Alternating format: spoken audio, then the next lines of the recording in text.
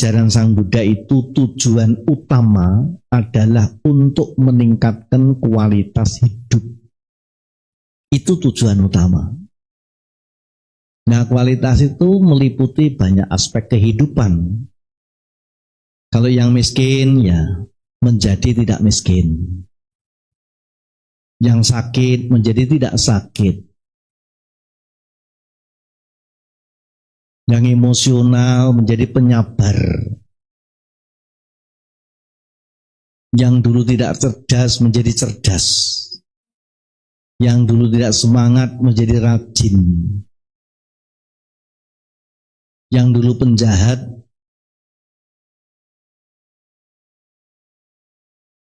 tidak lagi menjadi penjahat. Yang dulu sudah orang baik menambah kebaikan. Itu semua tujuan dari Dharma Sang Buddha. Kalau dulu sedih, biar tidak sedih lagi. Kalau dulu gelisah, galau, biar menjadi tenang. Itulah tujuan utama dari Dharma Sang Buddha ini. Maka sebetulnya tidak sekadar sebagai agama, karena ini ilmu untuk meningkatkan kualitas hidup dan kehidupan. Hidup artinya bergerak, kehidupan artinya berkembang. Maka dari itu sebenarnya bagi siapa saja yang dirinya itu merasa sebagai hidup dan ingin berkembang, dengan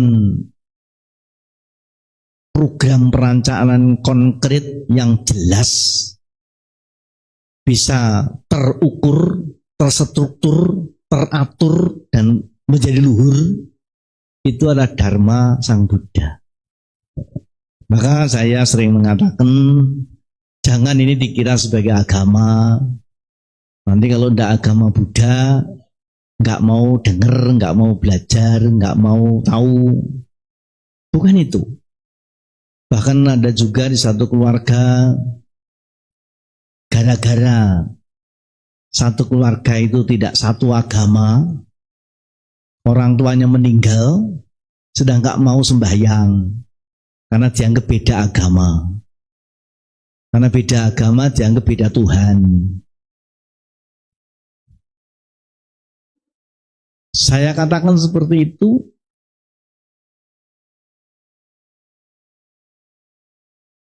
Dharma bukan tidak sekadar agama, tapi ini ilmu hidup dan kehidupan. Jadi kalau merasa dirinya itu makhluk hidup, ya di sini tempatnya. Kepada orang tua tidak ada hubungannya dengan agama. Kadang-kadang beda agama sudah nggak saling hormat. Nah kalau agama mengajari tidak hormat hanya karena beda agama, ya mendingan tidak usah beragama. Karena orang tidak beragama saja tahu hormat. Semut saja itu tahu hormat loh. Coba semut kalau jalan iring-iringan itu, ya tak? Begitu ketemu dia menyapa dulu, tuk, baru nyimpang 14. Perhatikan baik-baik semut itu. Mungkin waktu ketemu itu apa? Tuk, namo buddhaya. Kira-kira begitu. Dan salamnya pun juga salam Sang Buddha itu apa? Sabisata bhavantu sukhitata. Semoga semua makhluk berbahagia. Ya makhluk hidup, ya makhluk mati. Dan nanti ada rinciannya makhluk itu. Dan Sang Buddha tidak hanya bercerita yang tanpa rasa, janji yang tanpa bukti, tapi menunjukkan data dan fakta yang sudah terbukti dan teruji. Apa yang diucapkan oleh Sang Buddha ditunjukkan nyatanya secara konkret. Karena Sang Buddha menyatakan bahwa sabisata bhavantu sukhitata, semoga semua makhluk berbahagia, sebagai tanggung jawab dari apa yang diucapkan itu, maka Sang Buddha tidak melakukan pembunuhan. Hingga sampai sekarang dunia tidak menemukan catatan pembunuhan makhluk hidup atas nama Buddha. Nah, itu yang menjadi menarik sekarang ini. Orang mungkin sudah tidak lagi terfokus, terpaku hanya pada agama saja. Nah, Bapak Ibu sekalian, untuk meningkatkan itu mesti ada usaha. Karena Sang Buddha sudah mencapai puncaknya, nah kita yang sebagai pengikut ini juga berusaha meningkatkan diri supaya nanti bisa mencapai ke sana. Dan puncak yang dicapai itu bisa dicapai oleh siapa saja. Seperti orang mendaki gunung. Siapa saja yang mendaki, cita-citanya, endingnya, akhirnya, targetnya juga mencapai puncak gunung yang sama itu. Nah, perkara sampainya di sana bagaimana, itu tergantung usaha masing-masing. Kalau tidak cukup 1 hari ya 2 hari, 3 hari. Kalau ada kesulitan, sudah diberitahu caranya mengatasi kesulitan itu. Karena dharma dicapai oleh Sang Buddha itu berdasarkan pengalaman sendiri ketika mencapai puncaknya itu. Dan kumpulan pengalaman dari bawah sampai ke puncak ini dikumpulkan. Diingat, dikumpulkan, kemudian diceritakan kepada mereka atau siapa saja yang pengen mencapai puncak gunung itu. Karena itulah siapa saja yang mengikuti cerita, mengikuti cara ini akan mencapai puncak yang sama dengan apa yang dicapai oleh Sang Buddha. Nah, logikanya begitu.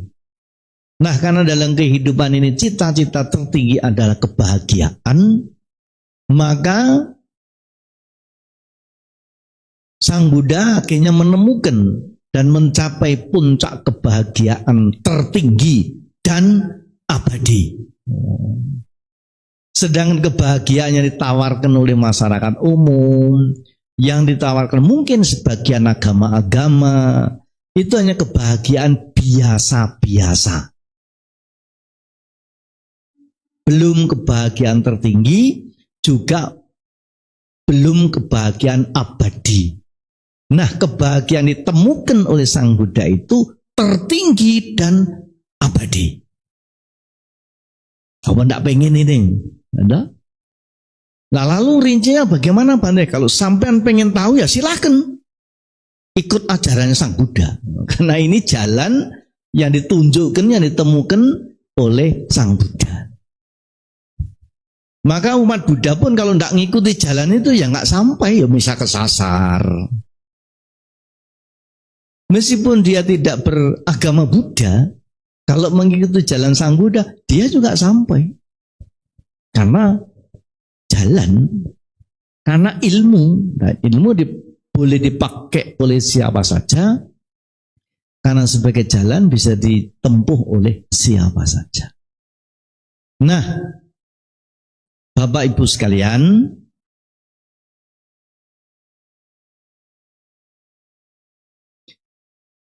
akan tetapi oleh kita itu hidup bermasyarakat,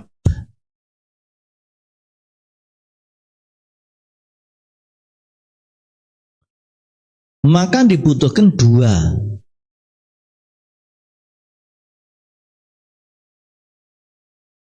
Cara dan dikenalkan tingkat-tingkat pencapaian.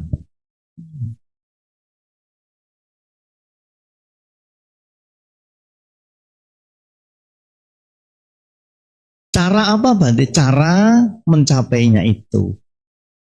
Maka kebahagiaannya ada 3 tingkat.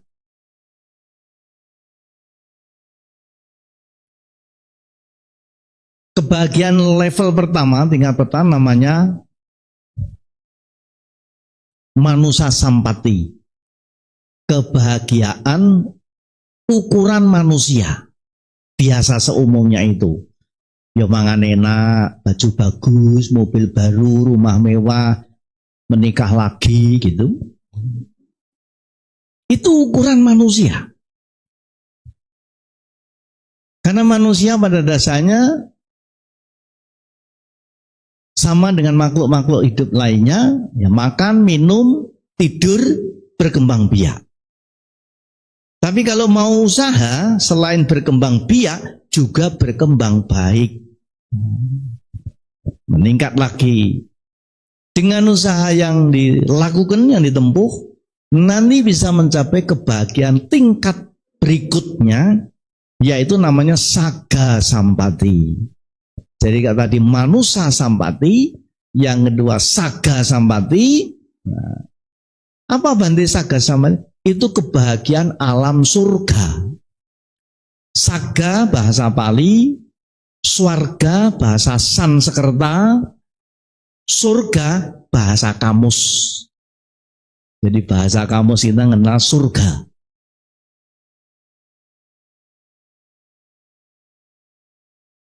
Dan Sang Buddha mengenal ke surga itu juga banyak, ada 26 macam.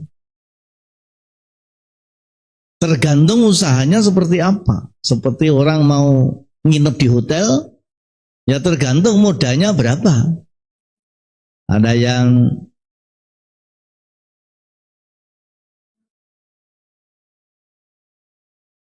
kelas ekonomi misalnya, dengan yang premium, ya mesti beda. Itu maka surga menjadi banyak. Lah karena tapi Sang Buddha tidak latah menceritakan surga karena ada lagi yang lebih tinggi. Sampai orang ragu-ragu sebetulnya agama Buddha yang ngerti Tuhan atau apa ngerti surga atau enggak, kok enggak pernah cerita surga, enggak dikit-dikit nawari surga. Karena ada yang lebih tinggi lagi dari sekadar surga. Nah, karena itu ilmunya banyak, penjelasannya sangat luas, tidak semua orang mampu merinci dan menjelaskan. Maka diringkes, kalau sampean pengen mencapai surga, surga itu seperti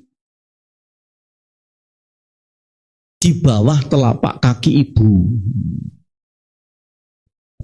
Nah, tapi kalau surga bener-benernya di bawah telapak kaki ibu, surganya pasti nggak enak gitu. Masa surga di bawah telapak kaki ibu, jangan-jangan surganya kayak sandal jepit kan? Karena itu ada level yang tinggi lagi namanya Nirodha Sampati. Nah, jadi ada 3 level. Manusa Sampati, Saga Sampati, Nirodha Sampati. Itu semua adalah kebahagiaan. Nah, Bapak Ibu sekalian, sekarang bagaimana cara mencapai itu? Cara mencapai juga ada usaha-usaha. Yang paling gampang dilakukan adalah dana paramita. Yang agak rumit, sila paramita. Kalau ingin mencapai yang lebih tinggi, adalah bawana paramita. Ya tergantung. Jadi kalau digambarkan alam kebahagiaan itu seperti kita punya halaman, tapi juga punya pohon-pohon yang rindang. Idealnya halaman itu bersih, indah. Tapi oleh karena masih banyak pohon, mau tidak mau halaman itu suka kotor, kejatuhan daun-daun kering di pepohonan itu. Orang dana paramita itu seperti orang menyapu lantai, menyapu halaman. Habis disapu bersih. Tapi tidak lama kejatuhan lagi daun-daun kering. Tidak apa-apa. Kalau pengen halamannya bersih agak lama ya rajin menyapu. Mungkin 1 hari nyapu berapa kali, kira-kira begitu. Makanya orang yang gemar berdana dia gampang bahagia. Sampai ada orang menggambarkan kebahagiaan itu kayak tapien gitu kira-kira. Jadi kalau orang berdana itu seperti tapien, maka kalau orang keluar dari kamar kecil kan wajahnya berseri-seri gitu. Coba kalau sebelumnya tuh wajahnya dilipet-lipet pegang. Begitulah biar sumringah. Tapi ingat, bahagia makan enak itu hanya 3 senti. Gitu? Coba sampean rasakan betul-betul makan seenak apapun itu hanya 3 senti aja. Lewat 3 senti sudah sama. Sarang burung yang harganya 1 kilo 15 juta dengan daun pepaya di sini sama saja. Gitu? Apalagi besok sama lagi. Maka ada orang yang pengen bahagianya lebih tinggi dan halamannya lebih lama bersih, yaitu menjalankan sila paramita. Sila paramita itu seperti memakas cabang ranting pohon. Jadi bersihnya agak lama. Nah kalau mau betul-betul halamannya bersih secara permanen, ya pohon itu cabut sampai seakar-akarnya. Bersihnya permanen. Tapi kan jadi sepi. Ya kalau halaman terus nggak ada pohon, nggak ada bunga, nggak ada taman kan jadi sepi. Makanya banyak orang nggak tertarik dengan nirwana itu, dengan nibbana nggak namanya sepi, sana nggak ada apa-apa. Tapi kebahagiaannya tertinggi, abadi, permanen. Kalau kita itu kadang-kadang kan tahap bahagia, kadang-kadang enggak gitu. Tapi di sana itu permanen. Nah, Bapak Ibu sekalian, sekarang bagaimana untuk mencapai itu? Kalau belum sampai pada tingkat tinggi, ya kita berusaha semampunya kita. Nyapu dulu enggak apa-apa, karena motong pohonnya butuh senso, butuh apa, apalagi mencabut seakarnya juga lebih berusaha lagi. Nah, yang menjadi menarik adalah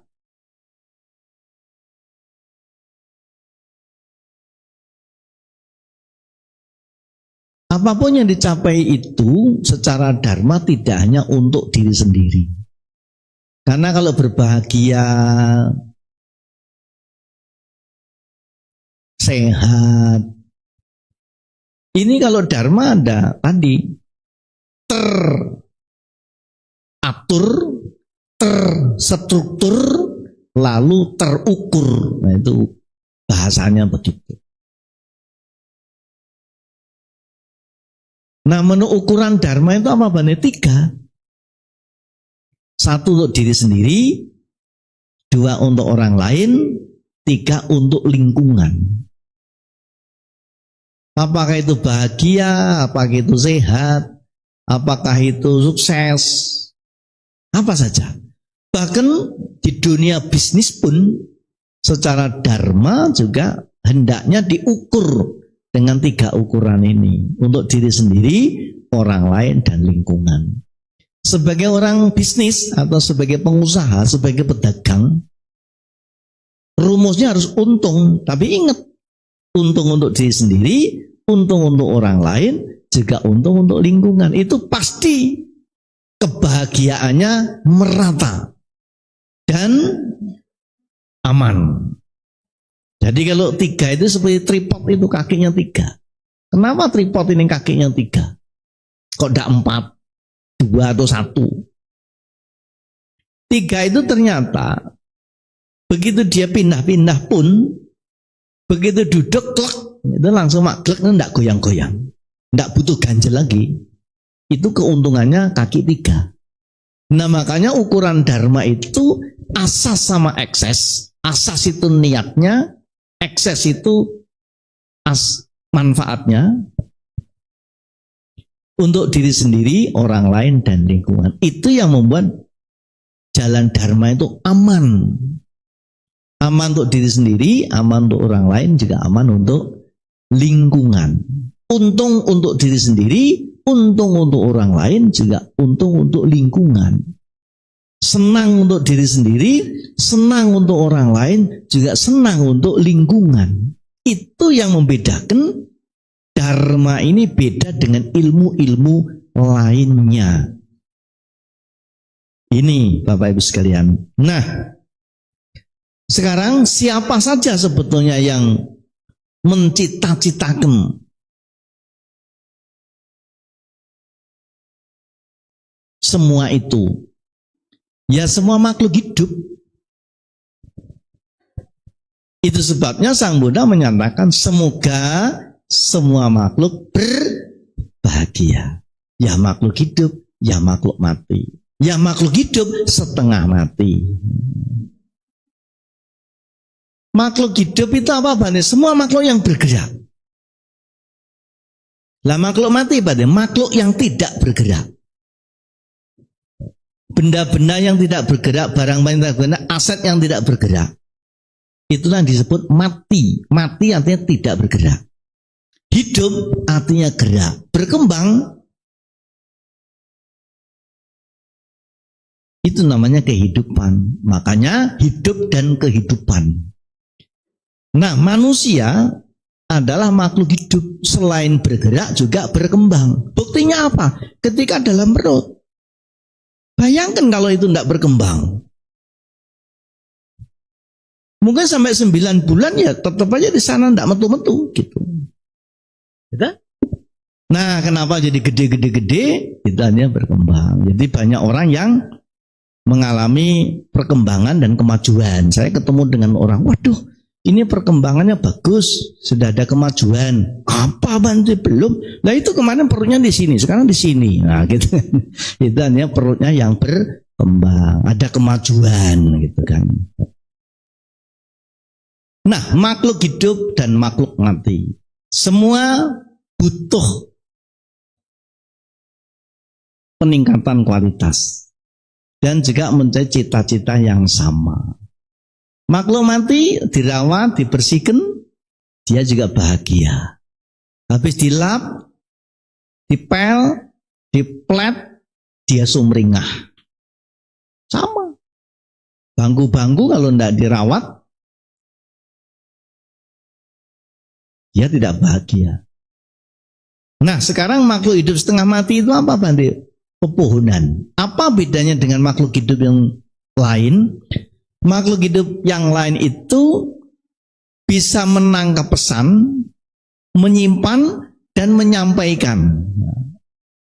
Seperti manusia, kita mengingat, menerima, mengingat, lalu bisa menyampaikan. Aku bahagia. Itu bedanya makhluk hidup manusia dengan makhluk hidup lainnya. Nah ternyata makhluk hidup itu di mana tempatnya? Di setiap sudut dunia. Alam semesta, cakrawala. Cakrawala. Kenapa disebut Dasamo Ahi Raja Sutapato? Dasamo itu 10. Raja Ahi Sutapato. Jadi 10 petinggi, 10 raja, 10 penjuru dunia. Itu yang dimaksud Ahi Raja Sutapato. Bapak Ibu sekalian, nah 10 itu mana? 4 pertama, 4 kedua, dan 2 atas bawah. Jadi 4 penjuru begini. Artinya begitu. Nah ini semua ada sudutnya, ada apanya. Nah karena itu, kalau nanti sampai membaca parita, perhatikan baik-baik parita ini ketika membaca. Karena parita ini sebetulnya uraian dari Sang Buddha. kata-kata dari Sang Buddha. Oleh karena Sang Buddha itu guru para dewa dan manusia, maka ketika dulu Sang Buddha masih ada, para makhluk dewa, makhluk peta, makhluk manusia, ini bisa mendengar secara langsung dari Sang Buddha. Hanya karena setelah Sang Buddha sudah tidak ada, para dewa itu tidak lagi bisa mendengar secara langsung kata-kata Sang Buddha. Kapan kesempatan para dewa, para makhluk lain itu kembali mendengar suara Sang Buddha? Ya ketika ada manusia yang mengucapkan kata-kata Sang Buddha itu mengulang. Karanyameta Sutta itu dari Sang Buddha, Ratana Sutta dari Sang Buddha, Kandak Parita dari Sang Buddha. Beda dengan Gata, Sacakirya Gata bukan dari Sang Buddha. Yang gata itu bukan dari Sang Buddha. Tetapi kalau yang suta, parita itu langsung dari Sang Buddha. Jadi ketika itu kita membaca parita atau membaca suta, para makhluk lain, makhluk dewa, makhluk peta, makhluk hewan, juga makhluk tetumbuhan, itu seperti kita mendengarkan MP3. Kayak tape recorder, klek. Maka mereka mendengar itu. Kerinduannya, kebahagiaannya sama dengan ketika mendengar langsung dari Sang Buddha. Seperti sampean kalau punya idola lagu, lama tidak dengar, atau sedang tinggal di luar negeri, atau tinggal di tempat lain. Begitu dengar lagu itu, rasanya euforia, seneng banget. Begitulah para dewa ketika mendengar parita itu. Nah, makanya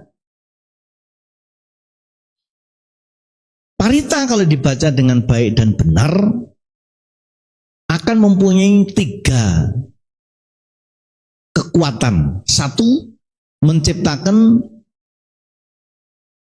ketenangan lahir, batin, raga, pikir, jiwa, dan lingkungan.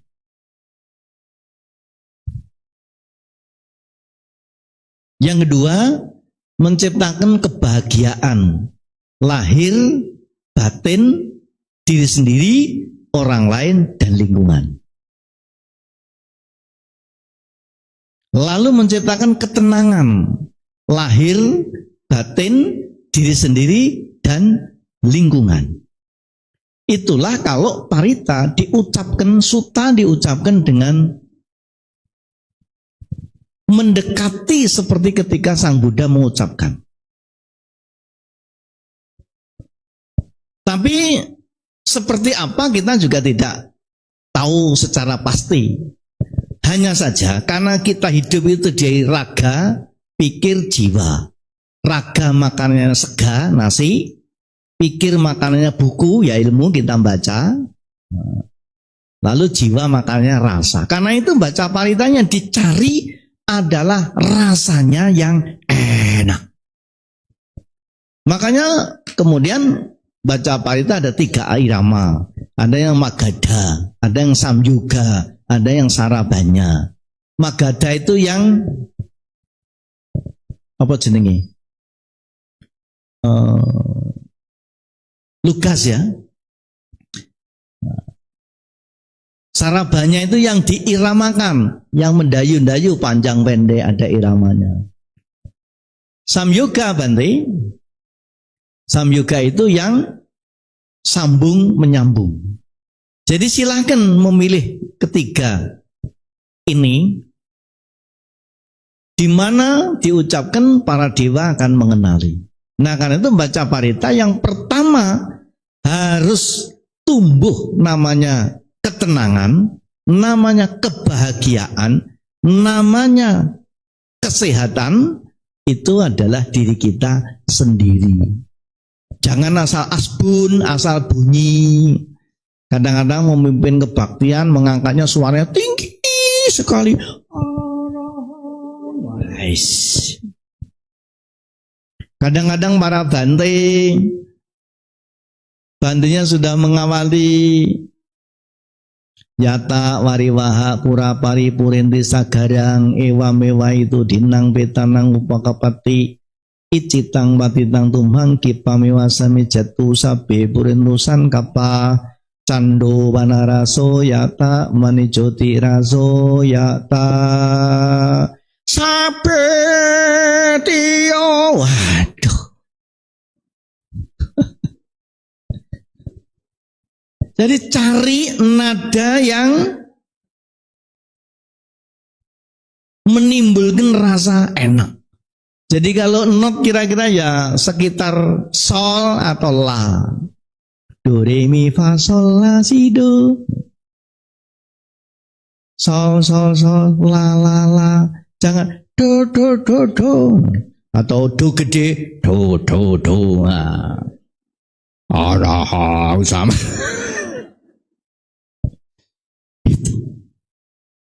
Handama yang budasa bagawatu bubabakana makarang karomase namo, begitu bukan makse namo. Ya.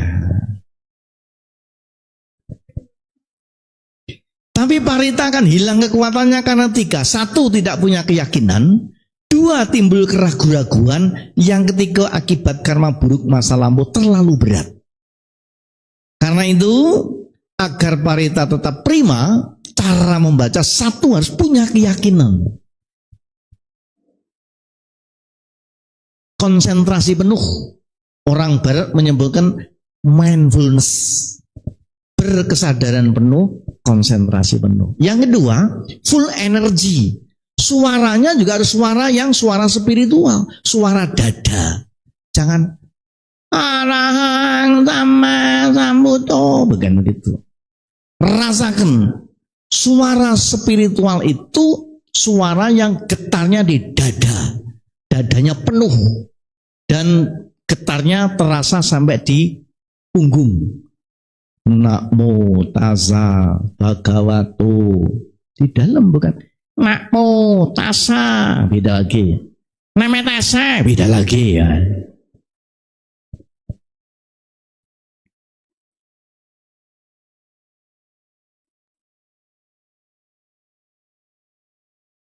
Tapi parita hilang kekuatannya juga karena tiga. Tidak punya keyakinan, timbul keraguan-raguan, akibat karma buruk masa lampau terlalu berat.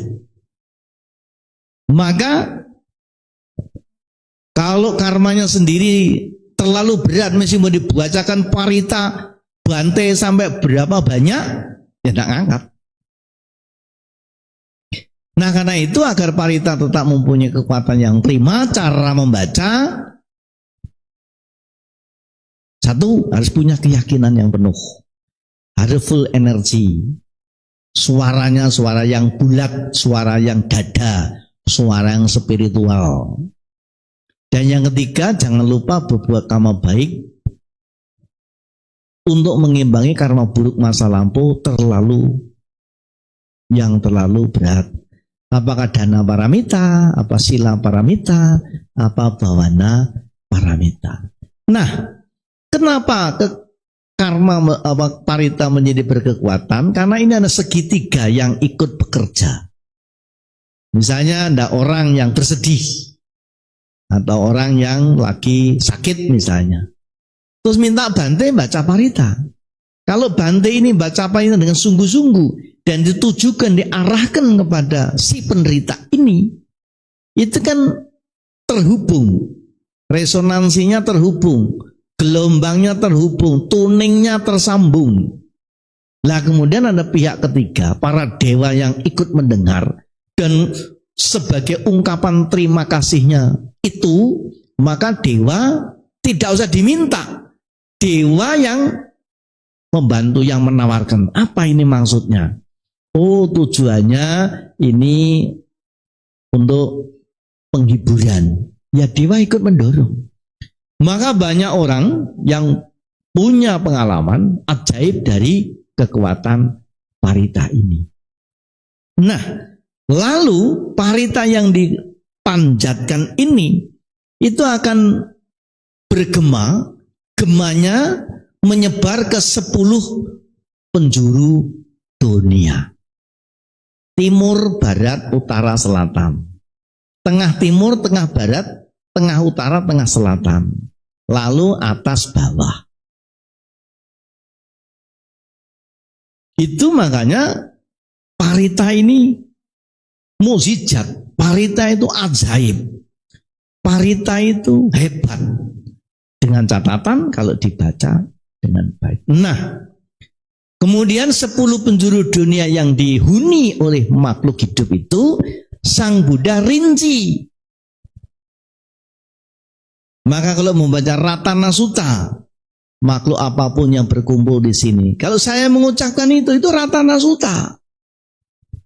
Nah, lalu Karanyamita Sutta, itu membangun relasi agar kita sama-sama mencapai suasana hati yang damai. Lalu yang ketiga Dasamu Ahiraja Sutta Patu, kita sapa, kita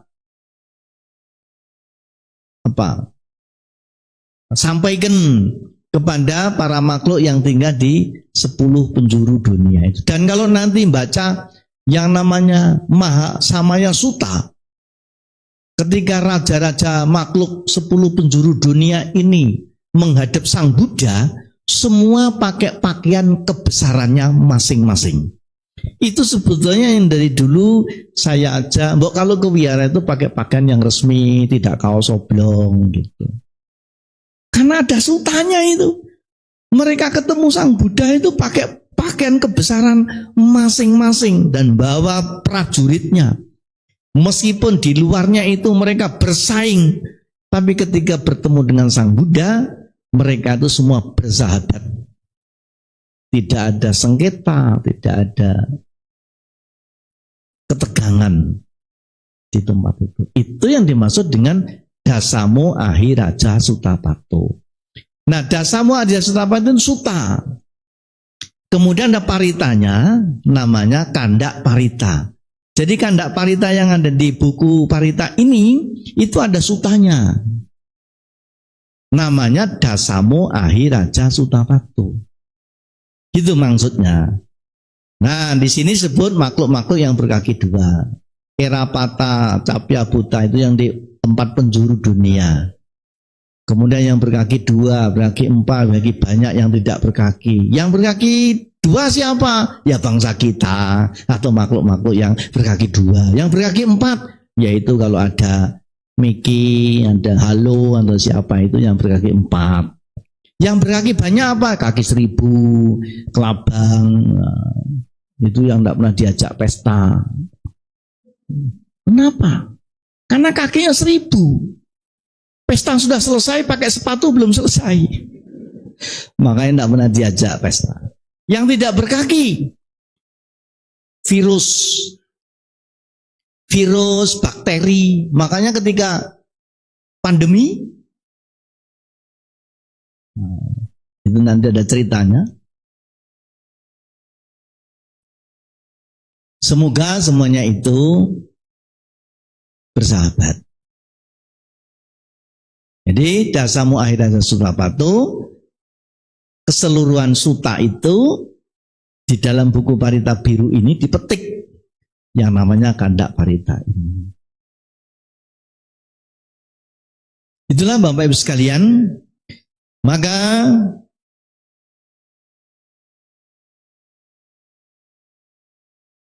banyak orang mempunyai pengalaman dari ajaib kekuatan Parita.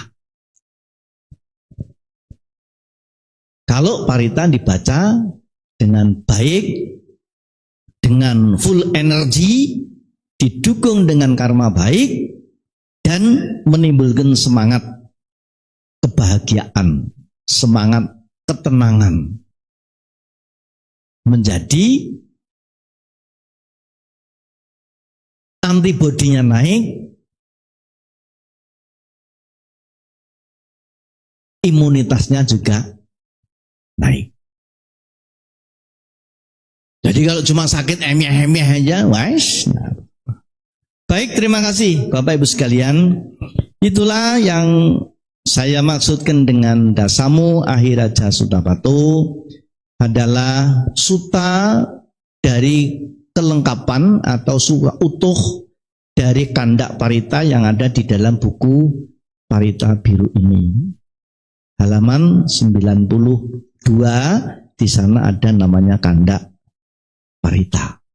Dan itu ada sutanya di buku induk namanya Dasamu Ahi Raja Sutapato.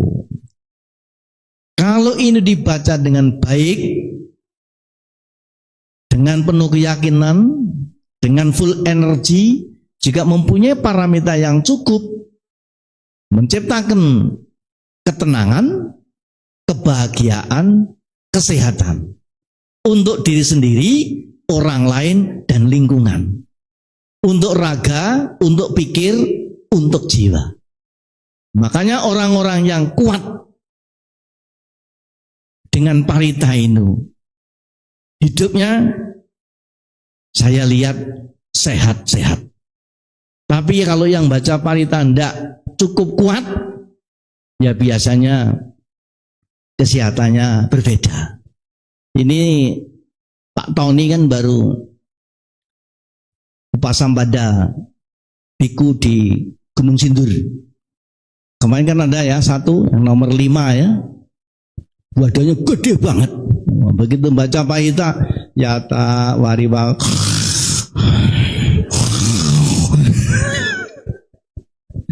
Coba kalau dia mau baca parita karania, satu kali membaca berapa ratus kali. Wah, itu berat badannya bisa turun itu. Terima kasih. Sekarang kita waktu saya kembalikan.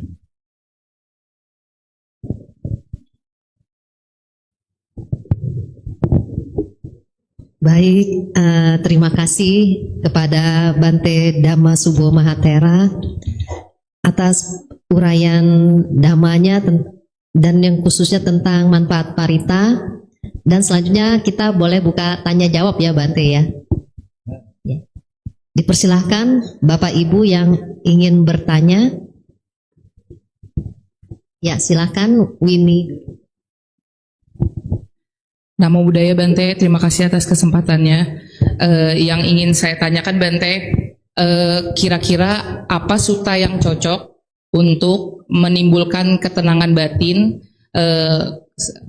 Seperti yang kita tahu, di era sekarang ini kan banyak, pokoknya orang-orang itu pada overthinking kan Bante. Nah, gimana cara kita untuk menenangkan pikiran kita, batin kita dengan membaca parita Bante? Terima kasih Bante Anumodana. Ya. Ada lagi atau langsung?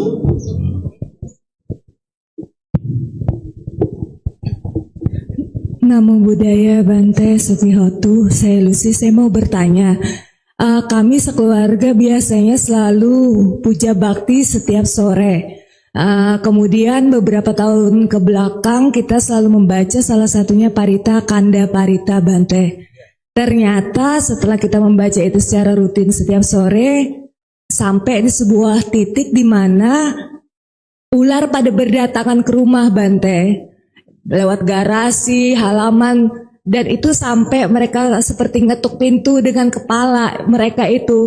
Dan sejak itu jujur kami tidak pernah baca lagi Bante. Jadi apa yang harus kami lakukan selanjutnya? Apakah tetap membaca atau kami membacanya dengan persepsi yang salah sehingga menjadikan hal itu terjadi Bante? Anumodana Bante.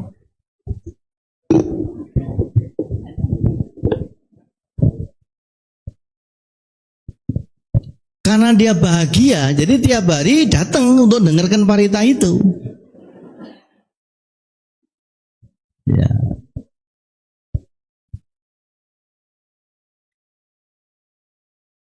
Pada waktu masih wihara lama, ingat wihara lama yang lama dulu, nah, wihara bawah, wihara kayu, masih zaman dulu.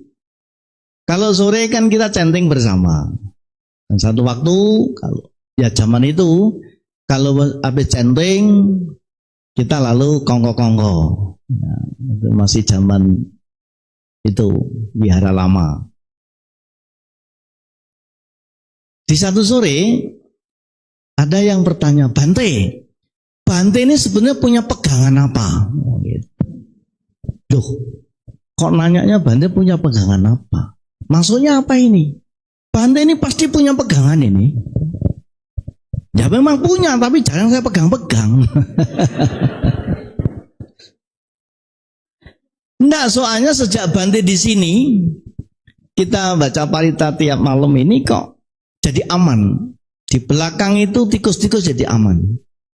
Biasanya tiap malam tikus itu naik ke dapur. Tidak hanya makan makanan yang di dapur, yang di meja, tapi juga sabun mandi. Bahkan kaki saya pernah digigit sampai berdarah.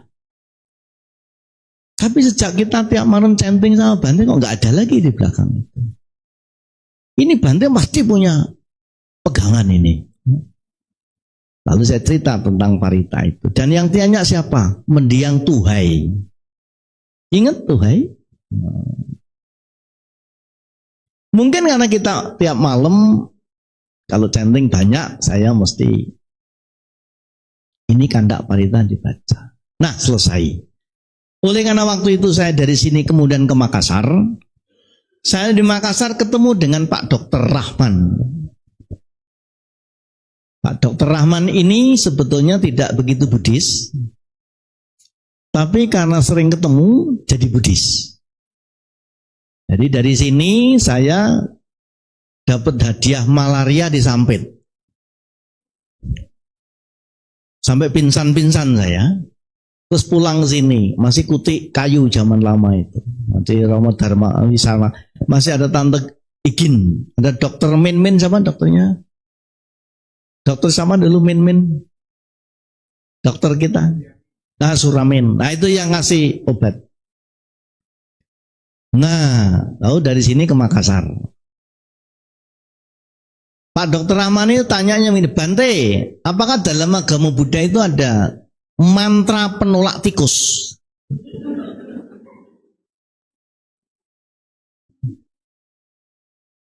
Wah, saya kurang paham, Pak. Saya sebagai biku selama ini ya belum menemukan dan belum ada yang beritahu. Tapi beginilah, Pak. Ini ada buku parita, dan di dalam buku parita ini ada kata-kata yang bersinggungan dengan hewan-hewan berkaki.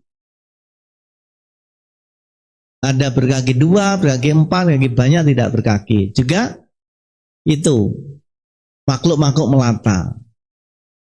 Dan juga ada kata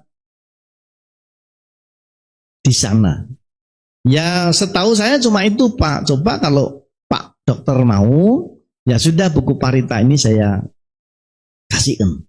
Saya tinggal. Kemudian tahun depan saya ke Makassar lagi. Pak Dokter ketemu dan dia mengucapkan, Bante terima kasih. Itu sukses Bante. Malah saya lupa. Apanya Pak yang sukses? Itu loh Bante, yang kemarin saya kan minta itu mantra untuk mengusir tikus. Nah lalu Bante kan kasih parita, dan setiap malam saya baca parita itu. Sekarang di tempat saya aman Bante, nggak ada lagi tikus. Kapan-kapan Bante boleh datang ke rumah saya. Karena sebelumnya itu Bante saya sudah habis akal. Tikus itu luas di mana-mana. Sampai yang terakhir itu kabel di dalam mobil itu pun dimakan. Saya sudah ngikuti saran teman-teman, dikasih karbon, dikasih apa, ndak mempan. Tapi setelah dibaca parita, aman nih Bante. Oh iya? Saya jadi pengen lihat rumahnya. Ternyata rumahnya memang pantas kalau jadi sarang tikus. Rumah bangunan Belanda zaman lama, dan yang tinggal Pak Dokter itu nggak punya pembantu, juga tidak keluarga, tinggal sendiri. Orang kaya tinggal sendiri, wes barangnya itu di mana-mana ada. Jadi ya cocok lah kalau tikus-tikus tinggal di situ, tapi jadi aman. Nah dari situ saya menjadi berpikir, loh berarti pengalaman Tuhe itu ada benernya. Nah dari situ saya ke Manado. Di Manado ada lagi ibu-ibu namanya Oma Hian. Dia punya toko kelontongan yang gede. Juga begitu minta Bante, dalam agama Buddha apa? Ada mantra tolak tikus. Memang ada apa Oma? Itu loh di toko itu loh Bante, yang namanya tikus itu bikin kesel. Nah di toko kan banyak makanan ciki, makanan anak-anak itu. Dan tikus ini kalau makan, dia bolong di ujung sini, jalan tembus sama ujung sana. Tikus kan tidak bisa belok, jadi lurus. Jadi sering rugi dalam satu dos itu diodos-odos sama tikus ini. Nah saya ingat pengalaman itu di Makassar dan di Banjarmasin. Ada Oma baca saja ini.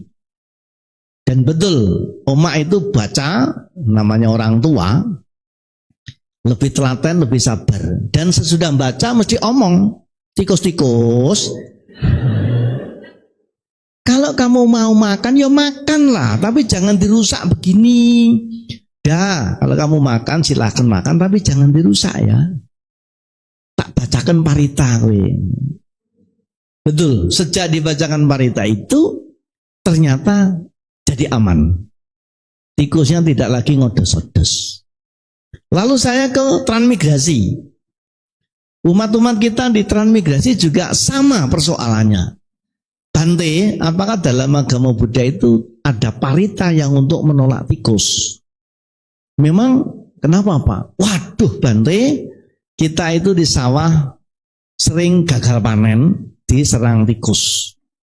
Jawaban saya sama, saya juga tidak tahu pasti Pak. Cuma ini ada parita yang bunyi-bunyinya itu bersinggungan dengan tikus. Cobalah Pak, itu dibacakan kalau kita ke sawah. Dan betul, setiap kali ke sawah pagi, sore dia mesti baca keliling sawah itu. Sampai betul-betul sukses. Tetangga kanan kirinya bisa gagal panen, tapi tempatnya Bapak ini aman. Terus saya sudah di Jakarta. Di Jakarta ada umat kita yang punya usaha kaca film. Bayangkan kaca film yang roll-rollan itu kan barang yang tidak murah. Sering dikrikiti sama tikus itu. Nah dia tiap hari kalau datang ke kantor, mesti lebih dulu dia baca itu. Di kantornya belum ada siapa-siapa. Dan tanpa dipikir-pikir, ternyata jadi aman. Itulah beberapa pengalaman. Lah kemudian bagaimana orang kesurupan? Ada juga orang kesurupan dengan parita. Saya menemukan beberapa kejadian. Kalau diceritakan mungkin bisa sampai pagi itu, saking banyaknya kejadian. Nggak apa-apa tuh ya sampai pagi. Karena Suyu kan bilang Bante kan sudah lama nggak kesini. Makanya biar semua puas nanti agak lamaan Bante. Ya berapa lama? Ya kira-kira 5 jam lah Bante. Ya kalau memang betul-betul 4 atau 5 jam sampean puas, tapi saya lemas.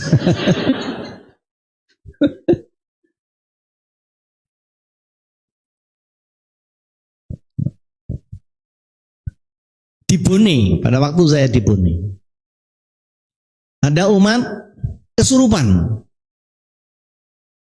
Dan yang kesurupan itu perempuan, masih kelas 1 SMA. Jadi masih anak. Sudah diundangkan orang pinter.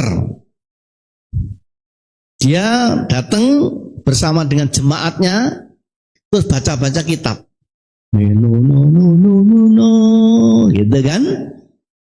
Si sakit ini berdiri, bukunya diminta, lalu disobek-sobek. Wah serem banget ini. Diundangkan lagi orang lain yang juga orang pinter. Tidak pakai media buku, tapi media air. Dia pegang gelas, ada airnya lalu dibaca.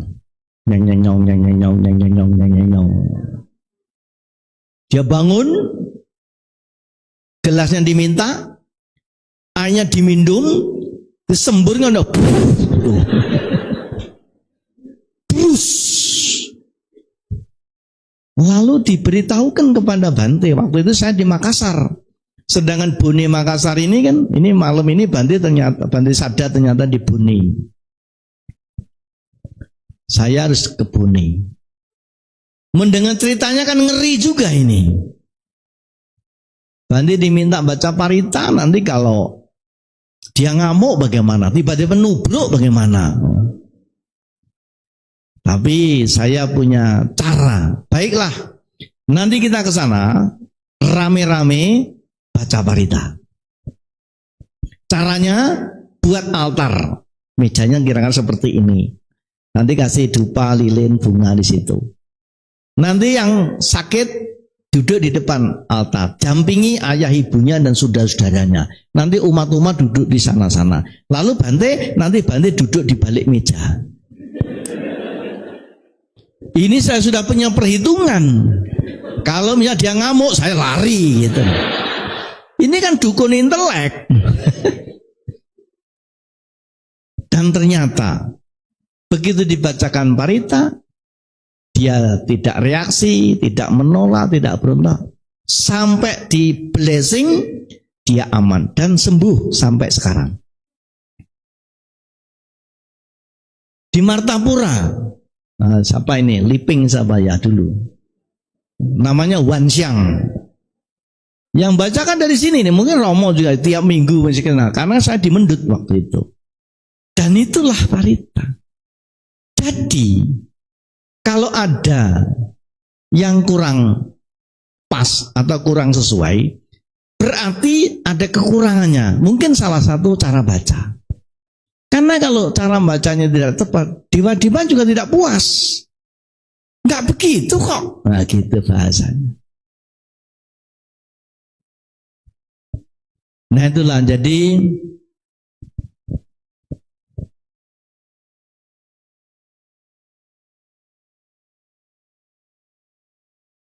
kalau tadi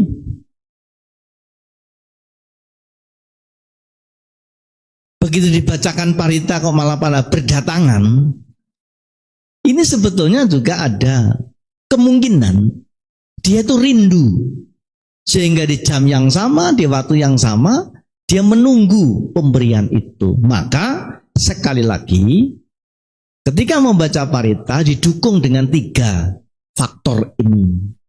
Ini percakapan Bante Nagasena dengan Bante Milindapanha, dengan Raja Milindapanha, juga Sang Buddha sendiri. 1, keyakinan. 2, full energy. Dan yang ketiga adalah berdana. Berikan sesuatu, berikan persembahan, berikan sesajian, berikan objek pemberian buat mereka. Dan inilah sebagai tanda persahabatan kita. Kalau di sini dulu ada yang dari sini namanya Bodhiansah. Ingat ya? Bodhiansah yang kuliah di Malang. Siapa? Kalau dia masih ada bisa ditanya. Karena di Ngandat dia pernah saya ajak baca parita.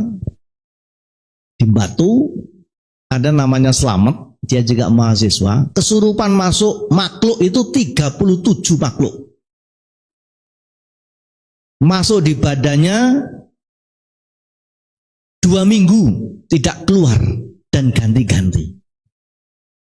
Nah kemudian saya ajak Bodhiansah, siapa lain-lain, ayo ikut Bante baca parita. Dia tahu bagaimana dengan itu. Nah, apa media yang disepakati pada mereka adalah daun sirih. Kebetulan di situ baru saja ada orang pintar datang, masih ada sajen-sajen, ada bunga-bunga segar, ada daun sirih dan apa. Nah itu yang kita jadikan kesepakatan. Ayo kita ke wihara. Kalau kamu di wihara nanti kan tiap hari dengar parita, dengar dhamma di sana dari Bante, kamu akan tenang, kamu akan bahagia. Tadinya tidak mau.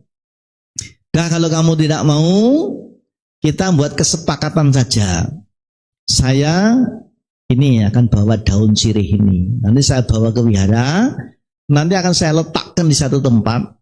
Nah, di sanalah saya bertinggal. Di sanalah tempatnya wihara. Dan betul, suruhnya saya bawa. Nah, karena 137 pengakuannya itu, begitu pulang ke wihara, dia langsung sadar dan sembuh. Besok mandi ya, ini pakaiannya sudah 2 minggu tidak ganti, ini harus ganti baru. Cukur rambut, mandi air bunga ini, air parita ini, dipakai mandi. Besok Bantenya ke Tulungagung, kira-kira 5 hari nanti baru balik ke wihara. Nah udah, dia lakukan semua. 3 hari kemudian masuk lagi, tapi tidak banyak. Waktu masuk ditanya sama kakaknya, namanya Yang. Loh lah kamu kok datang lagi? Kan kemarin sudah diajak ke wihara. Ya, teman-teman pada ikut Bante masuk tas, tapi saya tidak mau kok. Karena suruhnya itu saya masukkan di tas ini, ya. Tapi bukan ini tasnya. Jadi ini juga banyak isinya.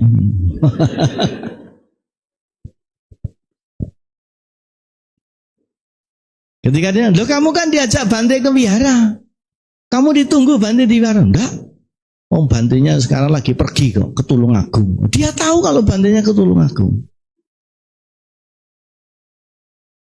Nah, waktu saya sudah balik dari Tulungagung, ketemu, saya tanya, bagaimana waktu mandi? Ternyata waktu mandi duduk di bangku. Jadi mungkin ada bagian yang tidak kena air parita. Makanya yang 4 dia balik itu, dia bilang, ya pada waktu itu diajak Bantenya ke wihara, dimasukkan tas. Teman-teman sih mau, saya tidak mau, saya lari. Tapi saya mau balik lagi ke rumahnya selamat, gelap gulita, sudah tertutup. Tapi untung ada lubang kecil gitu, saya bisa masuk. Tapi nggak enak lagi tempatnya. Nah berarti yang waktu mandi duduk di bangku ini ada yang nggak kena air parita itu, bolong kecil, jadi masuk lewat belakang sana, kira-kira begitu.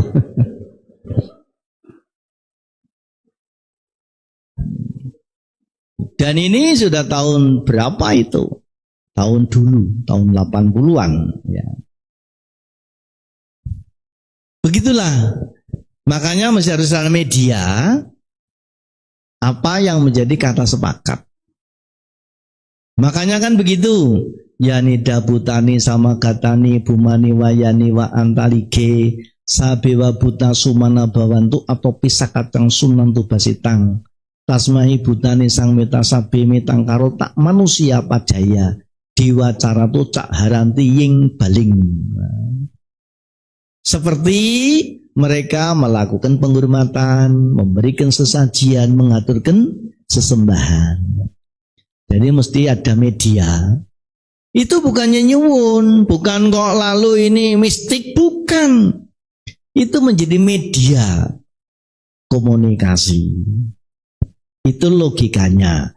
Kalau dia yang lebih tinggi ya sebagai penghormatan, kalau sama dengan kita sebagai bentuk persahabatan, kalau dia grade-nya lebih rendah dari kita, ini loh perhatian saya.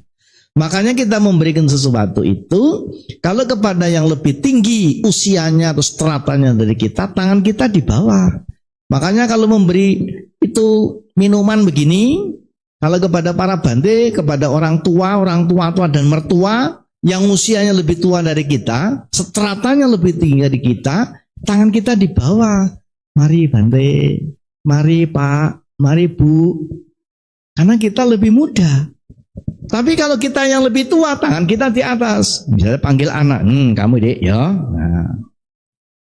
Tapi kebanyakan kalau ngasih kepada Bante yang diberikan air gelasan, ada gelas itu. Ada apa? Ada sedotannya.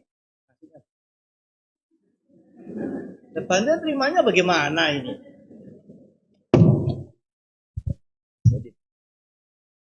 Begitu sebetulnya, ya. Jadi parita dibaca sangat baik. Makanya kalau mau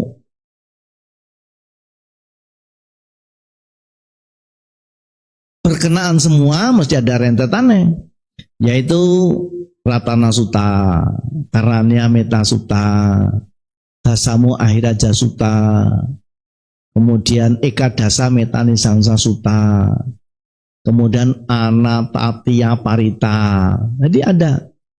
Lalu Mahasamaya. Itu semua selain tekstual, kontekstual dan situasional. Situasional bagaimana? Ya kalau kita di tempat yang tidak sesuai, ya tidak mesti harus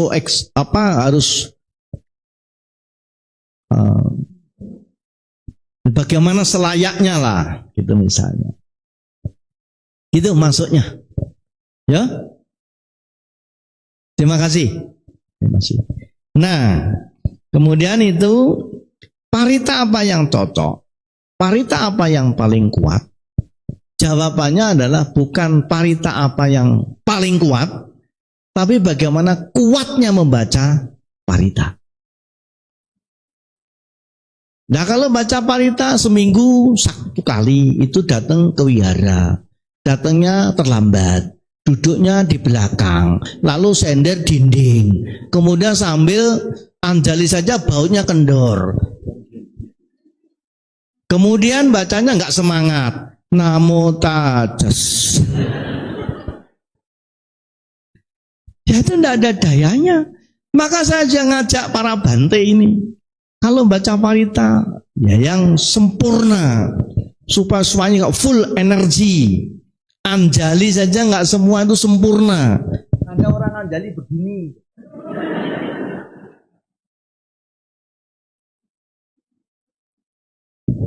Lama-lama saya tanya, lu sampai nu anjalinya kok begitu? Ya untung dia jujur. Ya Bante, kenapa anjali saya kesini? Karena 5 sila 3 saya langgar semua. Kadang-kadang begini, kadang-kadang begini. Yang benar. Ya, kira-kira begitu. Jadi bukan parita apa yang paling kuat, tapi bagaimana kuatnya membaca parita. Toh itu ada tekstualnya, lalu ada kontekstualnya. Di antara para sutta itu Karanya Meta Sutta paling banyak dibaca di dunia ini. Karena isinya adalah tentang cinta kasih. Dan digambarkan seperti seorang ibu melindungi anak tunggalnya. Jadi cinta kasih yang tanpa syarat.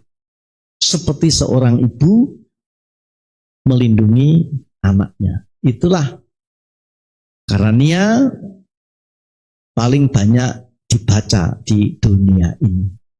Dan itu juga dibuktikan secara ilmiah. Mungkin beberapa tahun lalu ada yang mengikuti berita dunia, ada seorang ilmuwan yang membuat disertasi, lalu objek penelitiannya tentang saving energy. Jadi ada air dimasukkan 3 botol, 1, 2, 3. 1 botol air ini diberi pesan yang bagus-bagus. Dipuji-puji, ya cantik, cakep, yang indah-indah. Dah. Botol kedua diberi pesan yang negatif. Dimarah-marah, dimaki-maki. Botol ketiga tidak diberi pesan apa-apa. Kemudian di lab, hasil laboratoriumnya adalah botol yang tidak diberi pesan apa-apa, zero, tidak ada perubahan fisik.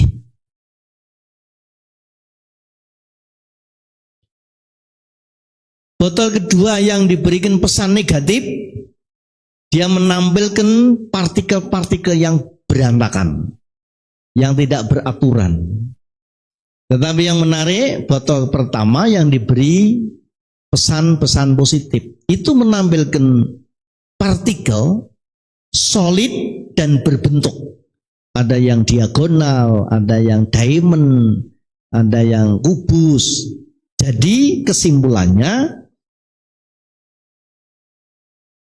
energi positif, energi negatif, dan tanpa energi. Sampai disertasinya ini mendunia. Yaitu ilmuwannya ini kalau tidak salah di Jepang, namanya Dr. Masaru Erimoto. Nah makanya tentang air ini sudah selalu digunakan sebagai media saving energy. Orang tua-tua dulu, kalau pergi ke orang tua sana, datang ke mbah sana, nah, sampai di sana mbah minta nah dikasih idi. Idi dalam bahasa Pali artinya kandungan energi positif di atas ukuran rata-rata. Maka namanya idi pada. Tapi sama mbahnya itu tidak dikasih idi, malah dikasih idu. Ya, saya bahas ini. Nah.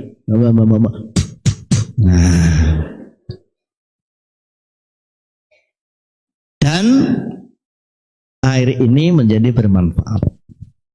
Itulah pada zaman lama. Makanya media air itu di mana-mana digunakan. Tidak hanya di Jawa, tidak hanya di Sulawesi, bahkan di Kalimantan ini. Kalau sampean pernah pergi ke Candi Agung Amuntai di mana? Muntai ya. Di sana ada satu sumur yang dikeramatkan, namanya sumur Putri Jungjung Buih. Itu tiap hari orang ngambil air itu berbotol-botol, meskipun mereka ya kudungan, ya jilbaban gitu, dan itu dianggap sebagai air bertuah, air berkah. Jadi media itu, nah Sang Buddha menggunakan media air pada zaman Ratana Sutta, ketika Raja Pasenandi di Vesali kena bencana kelaparan, kepanasan, banyak menelan kurban, di mana-mana terjadi kematian manusia, hewan, sampai berserakan. Atas kejadian itu kemudian Raja mengundang Sang Buddha, lalu Sang Buddha memberikan blessing dengan cara media air. Sang Buddha dan para bante yang lain menyampaikan pesan-pesan kepada para makhluk seluruhnya itu yang struktur kalimatnya ada dalam Ratana Sutta. Nah, selesai upacara itulah hujan lebat turun dan menghalau sampah-sampah, bangkai-bangkai yang berserakan. Nah, sejak itu maka diikuti tradisi blessing gitu, pakai media air. Itu Kemudian yang sebelumnya itu kalau membaca juga riwayat itu Sang Buddha, pada waktu Sang Buddha pulang ke kerajaan, tapi kan berhenti di gerbang kota, nah lalu menunjukkan keajaibannya, selain angin, api, kemudian air memancar dari tubuh seperti hujan. Dewi Pajapati yang buta, yang tidak bisa melihat, gara-gara menangis sepanjang waktu ditinggal Siddhartha bertapa, itu nangis tiap hari sampai tidak bisa melihat. Nah, ketika ketemu Sang Buddha, pulang ke istana yang pertama itu, Sang Buddha memancarkan air dari badannya, lalu Dewi Pajapati dan Dewi Yasudara menampung, mengadah, kemudian dipakai basuh. Saat itu Majapahit kembali bisa melihat. Makanya tradisi air itu memang sudah digunakan dari zaman Sang Buddha. Bangsa-bangsa lain, manusia lain ikut. Jadi ya sampai ke Arab sana kan ada air. Air Zam-Zam namanya. Di Solo itu kalau lagi ada grebek suro, Kiai Slamet Kerbo Bule itu, kalau kencingnya ditampung sama orang itu. Pada air kencingnya kerbau. Pedagang-pedagangnya nunggu dikencingi itu. Kencingnya kerbau. Karena dianggap itu bertuah. Di Blitar Selatan, namanya Ludoyo, ada satu situs namanya Mbah Prada atau Empu Prada. Itu barang-barang peninggalan Empu Barada, bentuknya gamelan, ada gong, ada wayang. Nah itu dimandikan 1 tahun 1 kali. Kalau perangkat gamelan dimandikan, air bunganya yang dipakai mandikan, wah, pakai rebutan banyak orang. Jadi air memang digunakan untuk media saving energi. Nah karena itu, kalau kita mau membuat program, buatlah program dengan kebutuhan tertentu, dengan niat tertentu, dengan cara tertentu. Misalnya, saya berniat mau baca parita. Selama berapa lama, di jam berapa, itu ditaati. Supaya nanti bisa ada progresnya. Dan banyak orang yang punya pengalaman seperti membuat cara seperti itu. Terima kasih.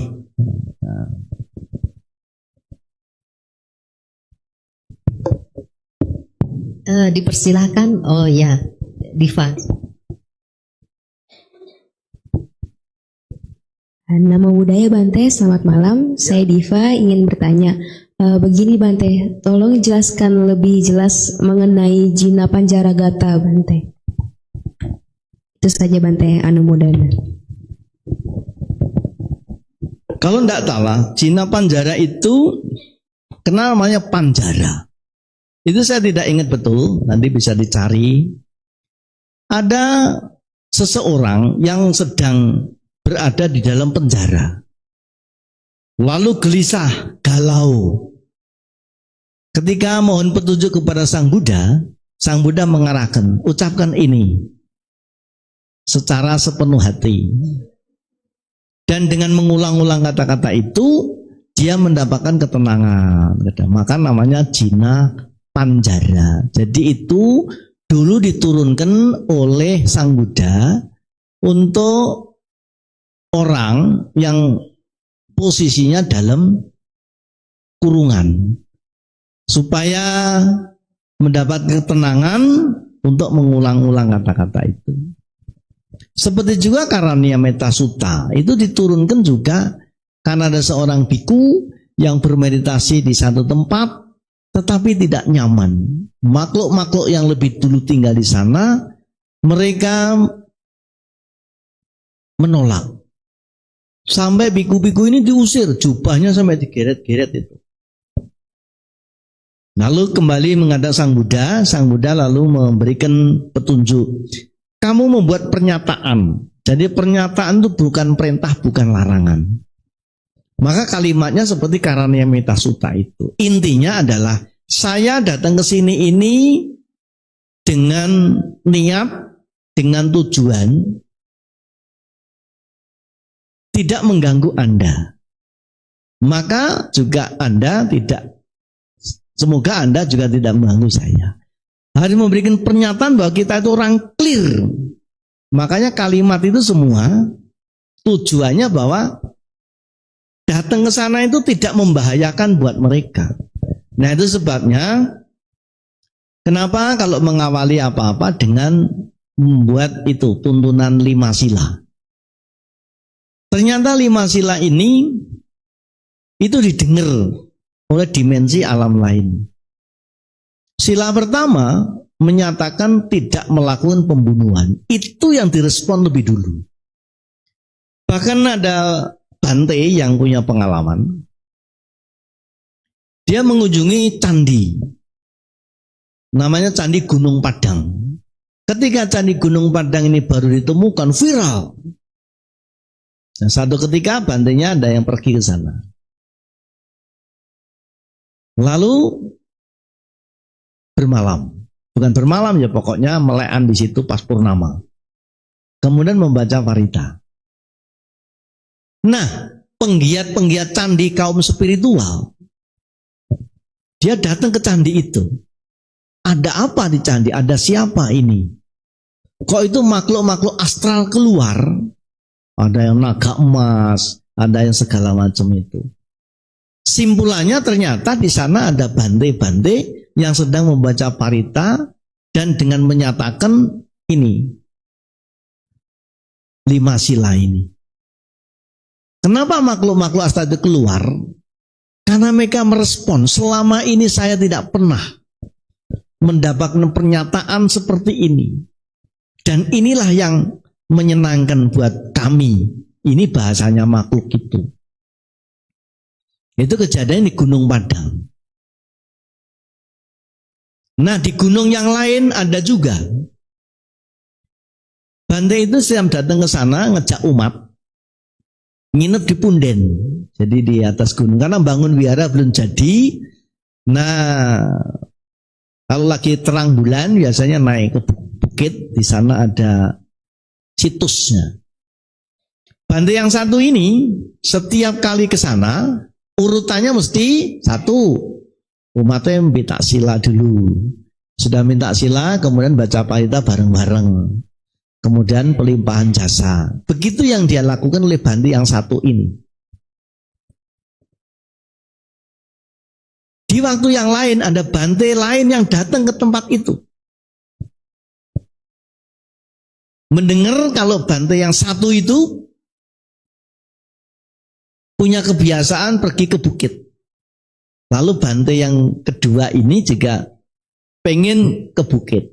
Diantarlah bersama dengan umatnya. Ini Bante tempatnya. Bantenya kalau baca parita ya di sini. Biasanya dari malam begini ya nggak turun sampai besok pagi. Oh ya, ya udah kita lakukan begitu. Kita juga di sini saja. Sebelum itu umatnya menanyakan, Bante, kita nggak baca parita dulu? Nggak. Kita baca parita sendiri-sendiri saja. Nah, apa yang terjadi? Malam itu yang namanya nyamuk. Oh, ini memang di bukit. Nyamuk itu kayak laron. Woi, sampai kayak begitu saking padatnya nyamuk. Wah, itu orang sudah kerubutan, sudah sarung bantal, stiker dipakai. Nah, itu bedanya Bante yang satu dengan Bante yang satunya lagi.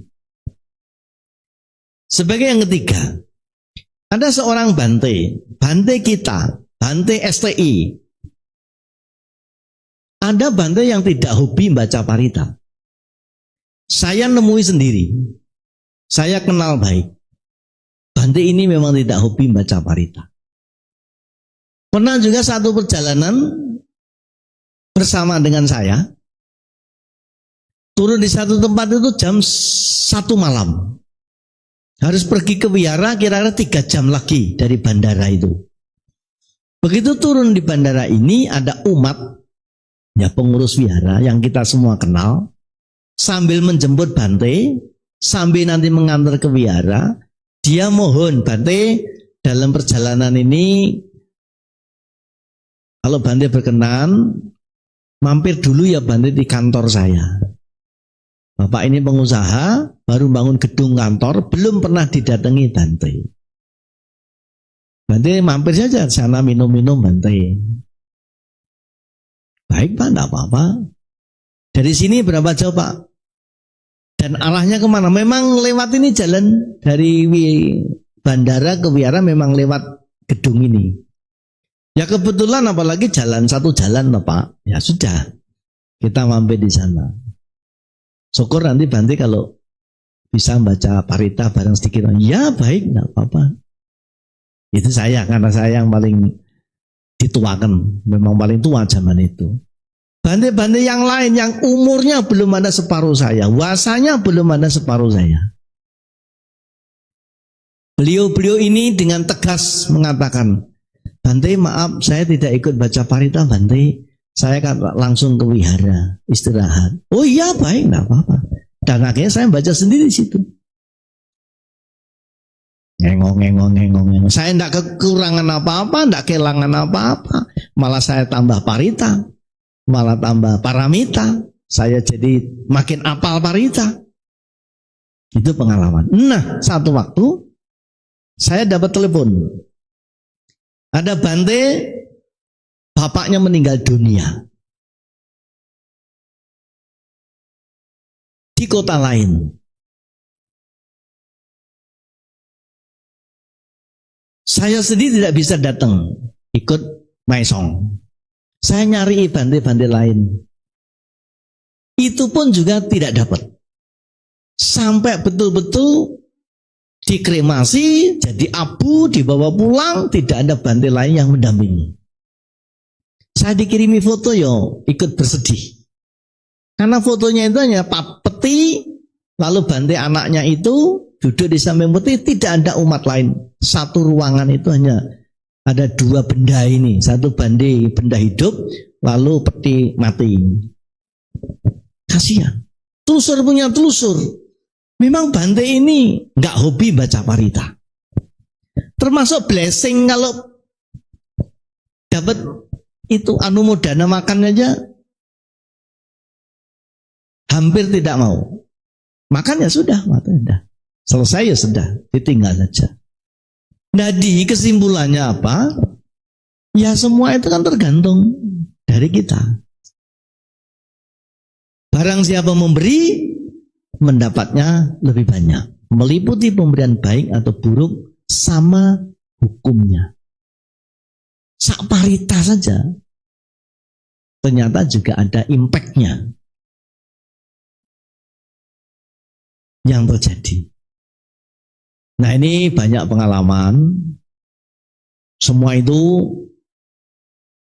betul-betul terjadi. Ini bukan cerita kitab suci, ini saya alami.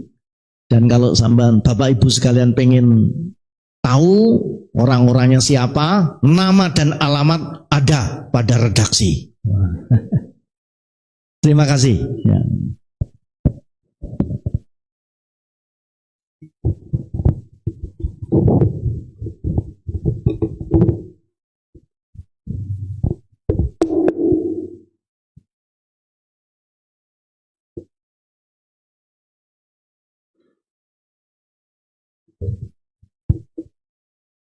Bante, ini ada pertanyaan dari peserta YouTube ya Bante.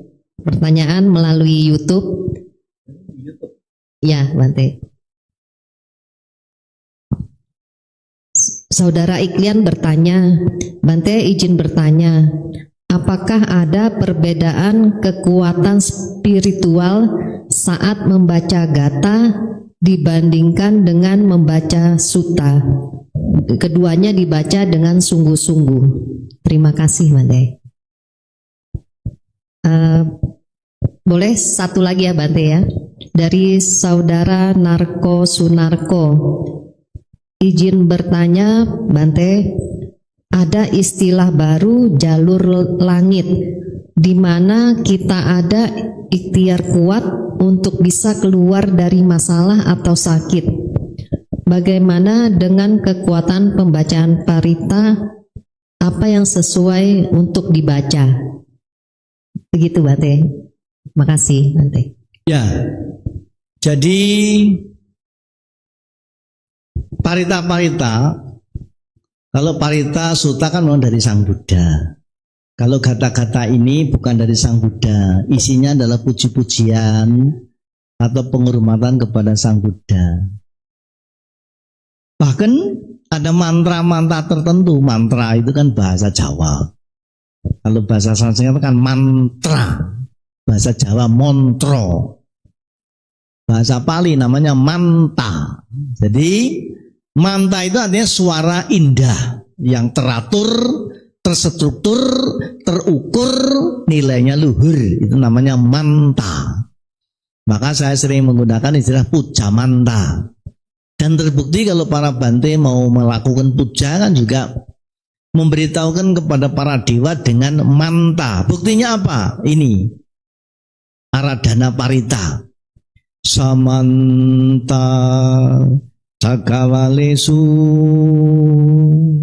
Atra Gacantu Dewata. Artinya apa? Saya memberitahukan kepada para dewa, yaitu dibaca ini di halaman 71 kalau buku ini. Samanta. Intinya apa? Itu sebagai reflektor energi pikiran kita. Kalau kita punya baterai, lampu baterai, sama-sama menyala. Tapi berbeda kalau baterainya ada reflektornya. Sehingga cahaya yang terhimpun menjadi fokus, menjadi punya titik cahaya yang linear. Bahkan sekarang sudah terbukti cahaya yang linear, cahaya yang padat itu bisa jadi laser, dan kerjanya laser bisa untuk apa saja. Bahkan operasi pakai laser. Alat potong, alat belah, alat tembus pakai laser. Padahal itu hanya cahaya. Nah, energi kita ini sebenarnya juga cahaya. Maka orang-orang yang energinya positif itu wajahnya sumringah, gitu? Karena sebenarnya cahaya kita ini kumpulan dari 5 cahaya. Cahaya gelap, terang, tengah gelap, tengah terang. Hitam, putih, kuning, biru. Atau hitam. Dan kalau 4 ini mix menjadi satu, namanya jingga, seperti bendera Buddhis. Bendera Buddhis ini kan gelap, terang, tengah gelap, tengah terang. Ada hitam jadi biru, kemudian kuning, merah, putih, yang kelima jingga. Lah kita itu punya satuan cahaya itu. Kalau 5-5-nya ini mix menjadi satu dan sempurna, wajah ini sumringah, auranya terang. Makanya kalau orang itu ada kurang atau lebih salah satu cahaya, itu menandakan kurang prima. Misalnya kebanyakan cahaya kuning, wah itu ya bisa sakit kuning. Atau kelebihan merah, artinya emosi, marah. Kemudian kelebihan putih, namanya sakit keputihan. Begitu dominan yang gelap, sayu, redup, itu namanya karena terlalu banyak tagihan. Sampai sayu. Tapi kalau 4-4-nya ini prima, sempurna, sumringah, lah itulah cahaya. Nah makanya yang dibutuhkan adalah konsentrasi kita ini menjadi reflektor himpunan cahaya biar menjadi fokus, menjadi linear. Maka mantra ini rupa-rupa. Setelah mantra ini tidak semua dari bahasa Buddha, bahkan di Jawa sana orang tua-tua buat mantra sendiri. Bahkan juga bahasa lain ada. Asal dibaca dengan full energi, dengan penuh konsentrasi, itu akan menjadi energi positif yang berkekuatan, bahkan linear. Apakah itu sutta, apakah itu parita, apakah itu gata. sama. Atau yang lain, bahkan penyanyi-penyanyi yang kelas dunia itu kalimatnya sederhana, pendek. Tapi ketika merangkai kalimat ini, biasanya komposer atau penyanyi itu dia mesti semacam meditasi, kontemplasi. Dia mesti mindfulness, bahkan menyepi di satu tempat untuk mendapatkan kalimat yang inti ini. Makanya kalimat sedikit tapi mempunyai daya yang besar. Itu namanya esen. Esen itu biang. Biang minyak wangi, satu tetes. Wah, tapi sudah kemana-mana. Sekarang kan jadi esen itu rasa apa buat kue, buat makanan. Termasuk esen biang ketiak, sedikit tapi bikin mumet orang sak ruangan kan. Itu kan juga esen. Esennya bahasa Jawanya biang. Nah itulah jadi tadi apa bedanya Sutta Gata dan semuanya. Yang membedakan adalah tingkat konsentrasinya, tingkat infokusnya, tingkat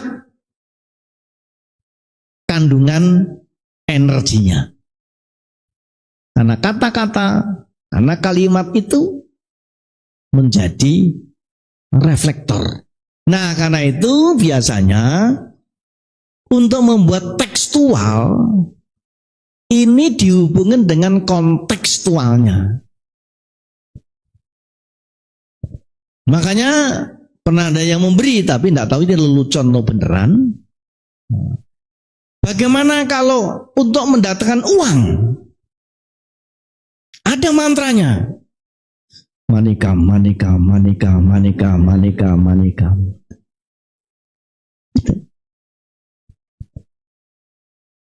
Nah sekarang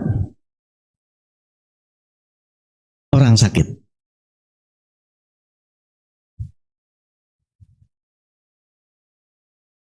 Ada orang sakit yang dia membaca Karanya Metta Sutta. Mungkin saya sudah pernah ceritain. Kalau sudah pernah ngingetkan saja. Tahun 92, saya menjadi panitia Pabaja Samana sementara di Brahma Wihara Bali. Dan waktu itu ketemu dengan kakaknya umat, menemui saya di wihara. Dia bercerita kalau adiknya itu sakit diare selama 12 tahun. Diare 12 tahun tidak berhenti juga tidak mati.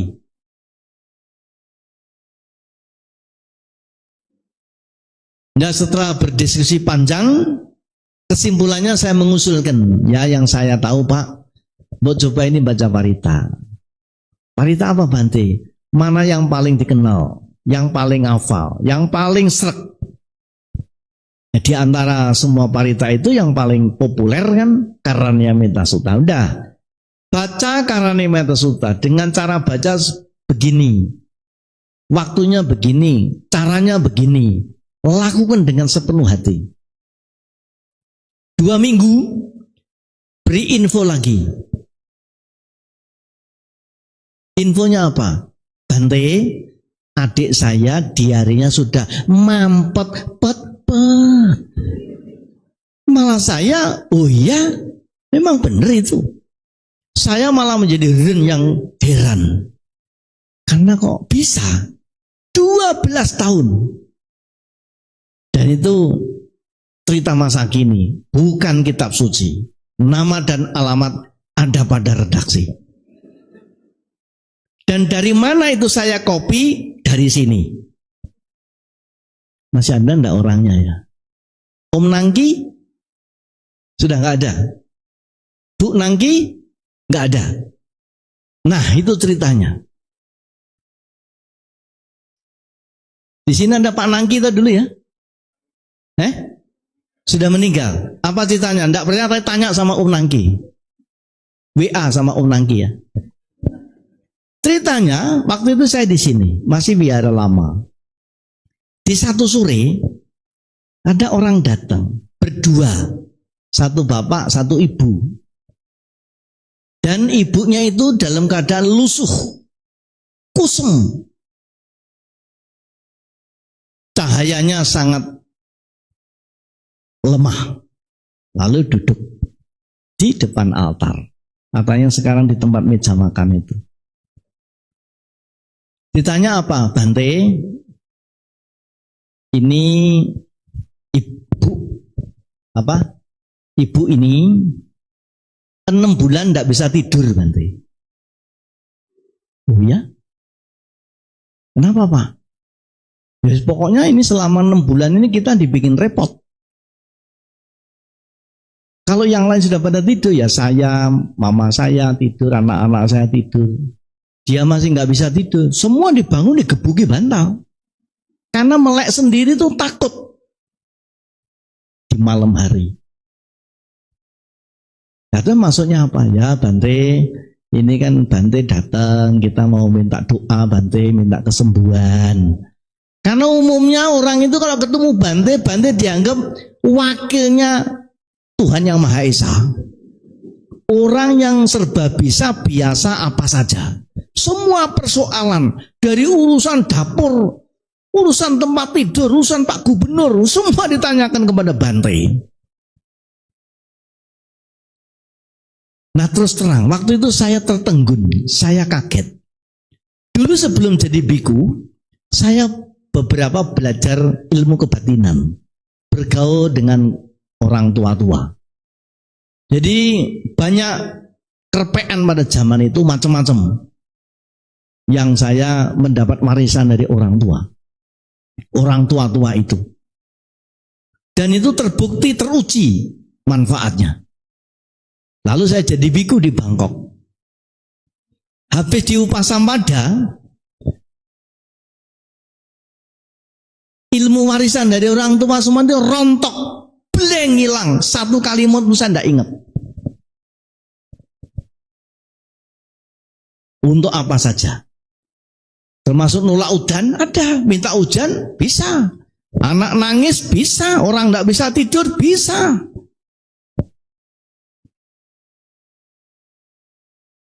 Zaman itu. Nah begitu jadi biku, habis ditabisin, ini hilang belas Pak. Tidak ada kemana? Ya sudah, saya bahagia banget. Begitu habis ditabiskan menjadi biku. Akhirnya pulang ke Indonesia. Salah satunya ke situ. Ketemu sama ini Pak Nangki sama Bu Nangki ini. Apa yang saya pikirkan? Ini kalau saya belum jadi biku, ada mantranya. Kalau cuma begini, enteng. Tapi sekarang ini saya sudah jadi biku. Tidak punya lagi mantra-mantra kejawaan itu. Bagaimana ini yo? Saya diem lama. Tapi kan ini butuh jawaban. Kalau tidak dijawab sama Bante, tidak pulang-pulang dia. Dah Pak, ya sudahlah kita baca parita, nanti blessing ini bawa air ya. Cari air, baca ya udah ngengong-ngengong. Lemua kemudian nanti Pak Nangki di rumah baca parita ya. Baca parita apa Bante? Sekarang ya minta sudah. Baca ngengong-ngengong.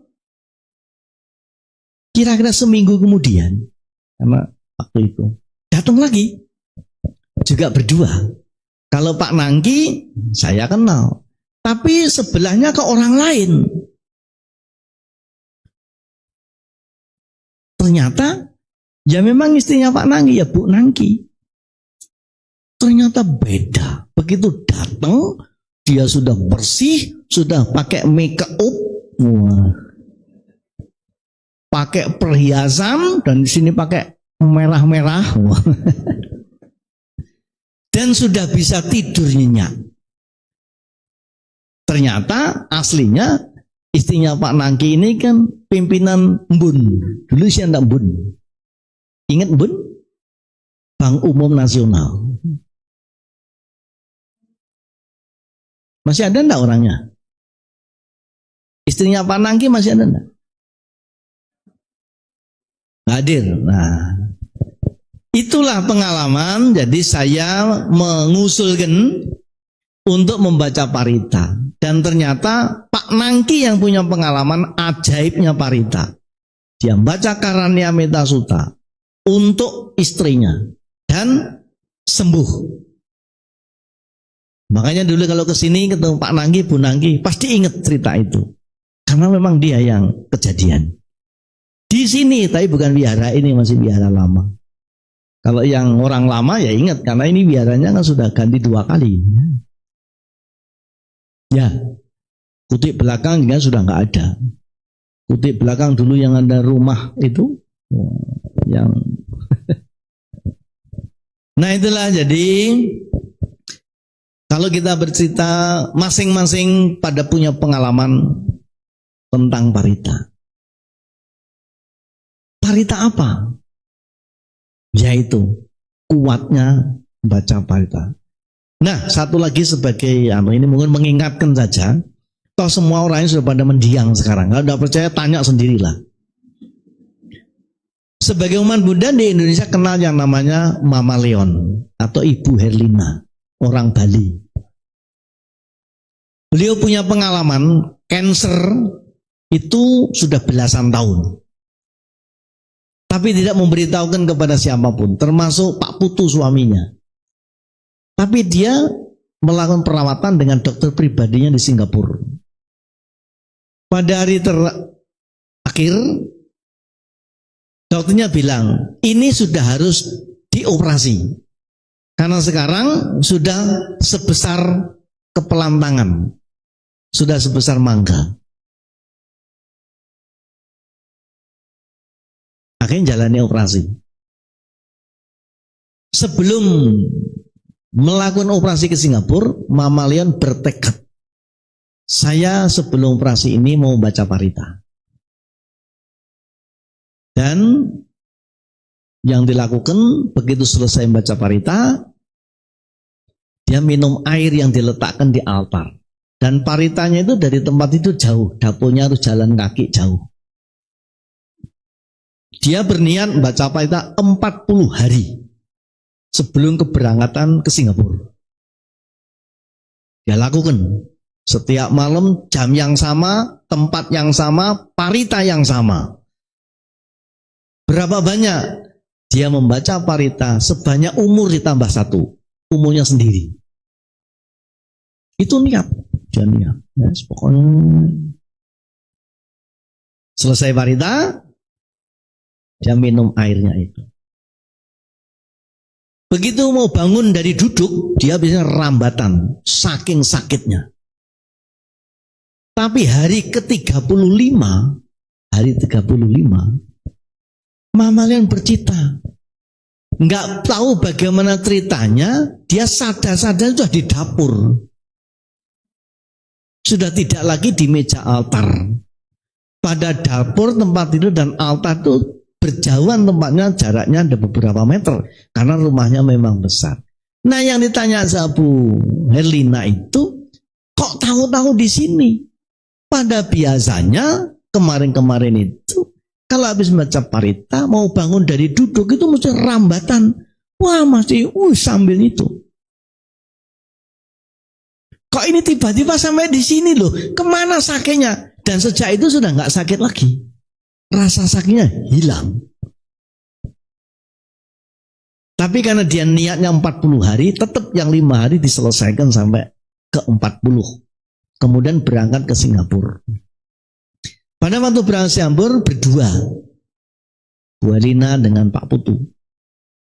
Lalu pesan sama Pak Putu, Pak, dalam penerbangan ini kalau seandainya saya tidur, jangan dibangunkan. Saya mau istirahat. Betul. Dari Denpasar, wing sana. Bangun-bangun sudah landing di Changi Singapura. Nggak ada. Bangun Bu, ini sudah sampai. Baik Pak. Besok pagi jadwalnya ketemu dokter. Dokter yang menangani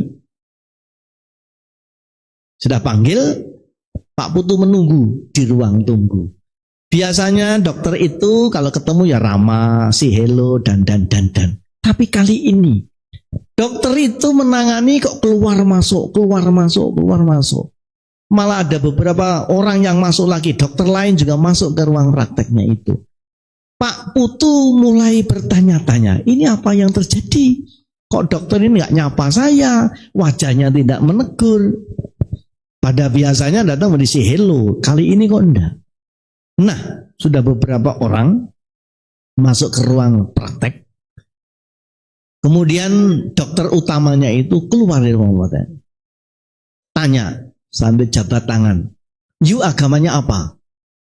Saya agama Buddha, Dok. Terima kasihlah. Sang Buddha sudah memberkahi Anda dan memberkahi Ibu. Apa yang terjadi? Karena begitu diperiksa, kansernya yang sudah sebesar buah mangga itu hilang. Yang ada apa? Tinggal gagang seperti gagang anggur. Gagang anggur yang sudah coplok itu ada kelopaknya. Itu yang dokter panik. Apakah ini salah periksa? Apa mesinnya yang tidak berfungsi? Kok ini barang hilang? Padahal itu jadwalnya operasi. Mau diangkat barang itu. Tapi hilang. Untuk meyakinkan ini dokter manggil teman-teman dokter lainnya. Untuk sama-sama memeriksa. Dan sampai beberapa orang yang diajak memeriksa. Semua hasil periksanya sama. Bahwa itu barang hilang. Dan kejadian ini banyak. Tidak hanya 1-2 orang. Termasuk saya juga punya. Tapi besok saja ceritanya. Ya. Jadi itu pengalaman bukan cerita kitab suci. Jadi Bunangki orang sini. Tuhei orang sini.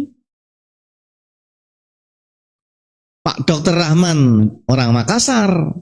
Bu Elina orang Bali. Dan itu semua sudah mendiang. Masing-masing punya pengalaman ajaibnya parita. Bukan parita apa yang paling kuat, tapi bagaimana kuatnya membaca parita. Terima kasih.